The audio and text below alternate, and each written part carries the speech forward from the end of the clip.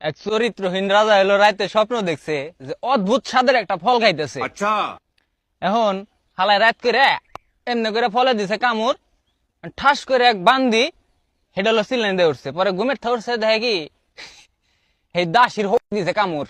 ঠিক আছে, যাই হোক, শালায় তো ঘুমের থেকে উঠে মন্ত্রী ডাক দিছে, "এই মাদার মন্ত্রী এদিকে আয়। আমি রাত্রে অদ্ভুত স্বাদের একটা ফল খাইছি, তুই রাত যা আজকে এলান করে দে যে এই স্বাদের ফল আমারে যে খাওয়াইতে পারবো এই রাজ্যের, তার সাথে আমার মেয়ে বিয়ে দিমু।" এই কথা কওয়ার পরে মন্ত্রী তো মনে করে একেবারে মানে খেই পেঁচে হেরে ব্যাক করে কইছে, কয় এই কাহিনী। এখন সবাই তো মেলা খুশি হয়েছে, কয় কি আর বালের ফল খাইছে, এটা তো আমরা তো খাওয়াই বাড়ি পারবো। এখন সবাই বিভিন্ন রকম ফল নিয়ে রাজার বাড়ি আইয়া উপস্থিত হয়েছে।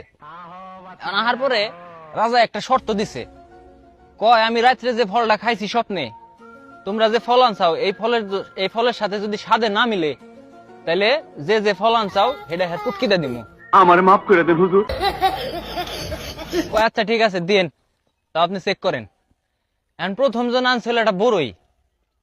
রাজা এই বড়ই খায় সাথে সাথে মিলে নাই, এখন এই হালার বড়ই দিছে গুড় দিয়ে। হালাই তো মনে করেন আস্তে করে এটা সিকার দিয়া চলে গেছে, বড়ই ছোট জিনিস। তারপরের জন আনছে একটা কলা, কলা আবার বড় সড়ো।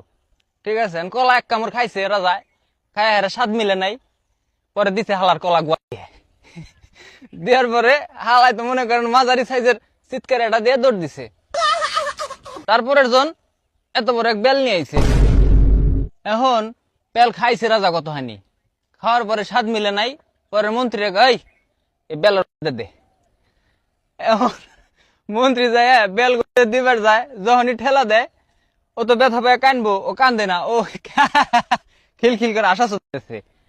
3-4 বার এমনি করছে, করার পরে রাজা তো রাইগে গেছে, কি ব্যাপার এত বড় একটা বেল ওর হোক দিতেছি, হালায় না কান্দে আসে, কাহিনী কি? পরে ডাক দিছে, কয় দিকে কেন গেছে, তারপরে গেছে এই বেল দিতেছি, তুই কান্দোস না, আসস কিসের জন্য?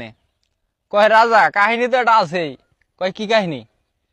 কয় আমার এত বড় বেল তাই ঢুকতেছে না, কয় আমার পরের জন্য এত বড় এক কাঁঠাল নিয়ে বসে রয়েছে, ওর ভাগ্যে কি আছে কোন তো।